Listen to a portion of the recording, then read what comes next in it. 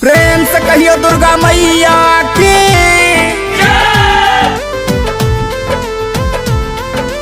अखन अहाँ सब सुनि रहल छी सूर्या रिकॉर्डिंग स्टूडियो भगवतीपुर से।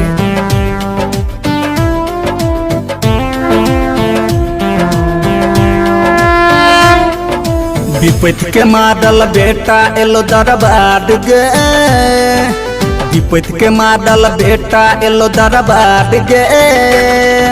मेले उलहन दै छै संसार गे, मेले उलहन दै छै संसार गे। कते नींद में सुतले खोल के बार गे, कते नींद में सुतले खोल के बार गे। विपत्ति के मारल बेटा एलो दरबार गे, मेले उलहन दै छै संसार गे। अखन अहाँ सब सुनि रहल छी सूर्या रिकॉर्डिंग स्टूडियो भगवतीपुर से। प्रेम से कहियो दुर्गा मैया की।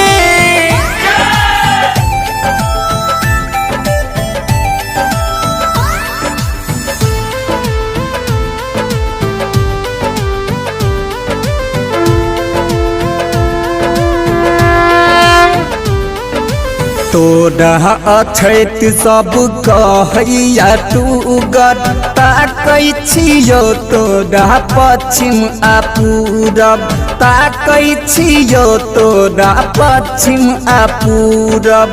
उत्तर दक्षिण लागैया अन्हार गे, उत्तर दक्षिण लागैया अन्हार गे।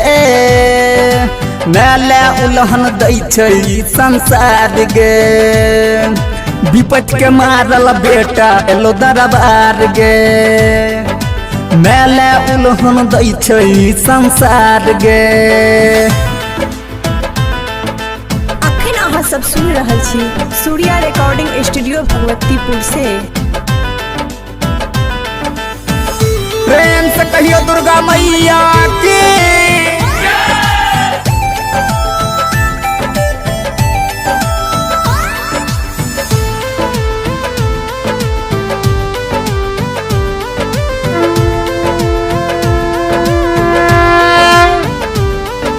नौ महीना रखले माँ कोई नुका क, मिलतौ की तोरा माँ हमारा कनाक, मिलतौ की तोरा माँ हमारा कनाक।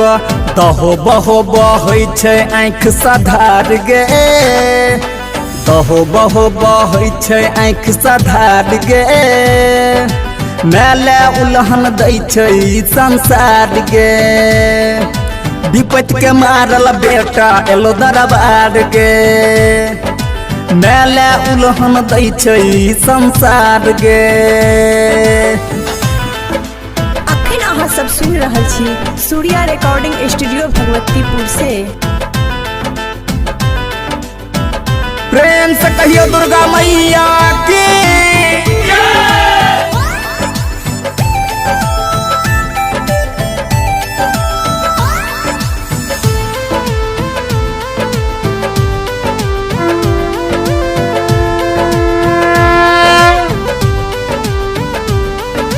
बैस चरण में माँ करियौ निहोरा, पुत्र सनहिया के लले माँ कोरा, पुत्र गे सोनुआ के लले माँ कोरा।